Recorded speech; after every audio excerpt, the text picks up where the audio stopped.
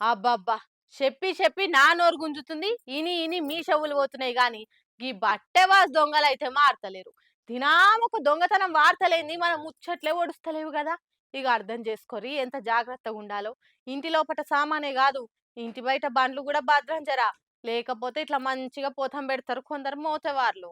ఎంత అధ్వానమైతుందమ్మ లోకం. ఏడ చూడు మందిని దోసుక తిందామని చూసేటోళ్ళే తప్పితే ఇంత కాయ కష్టం చేసుకొని బతుకుదామన్న ఆలోచన అయితే సగం మందికి లేదు. మనుషులు మరీ ఎంత అధ్వానం తయారయ్యారంటే ఇంటి బయట ఆకిట్ల పెట్టిన బండ్లను కూడా ఇడుస్తలేరు. ఇగో ఈ జీడిత్తుగాడు ఎక్కడోడో ఏం పాడో గాని మెల్లగా సందులకెళ్ళొచ్చిండు. జరసేపు ఆడని మస్లీ మస్లీ ఎవ్వలేంది చూసి గిట్లా ఆయన సొంత బండికి తాళాలు పెట్టి తీసుకుపోయినట్టు బండెక్కి బుర్రున జారుకుండా ఆడికెళ్ళి ఇక ఆ బండి అయినా చల్లగా తెల్లారులేసినాక చూస్తే బండిగా అనొస్తలేదు. అగో తాళాలు ఇంట్లోనే ఉన్నాయి, మళ్ళా బండేడికి వాయే అని ఎంత దోలాడినా బండి అయితే పత్తకలేదు. ఇక చేసేదేం లేక పోలీస్ టౌన్ లో కంప్లైంట్ ఇస్తే ఆడ దగ్గర పడుతున్న సీసీ కెమెరాలు చూసి అస్సలు కథ బయట పడ్డది. బాలాపూర్ లో అయింది ఇదంతా. పోలీసోళ్ళు అయితే దోలాడే పనుల పడ్డరు. మళ్ళా దొంగోడు దొరికే వరకు ఆ బండి పాటలన్నీ పాటలు చేసి దాని రూపురేఖలే మార్చేస్తారు కావచ్చు అనుకుంటా మాట్లాడుకుంటారు ముచ్చటేరకైనోళ్ళంతా.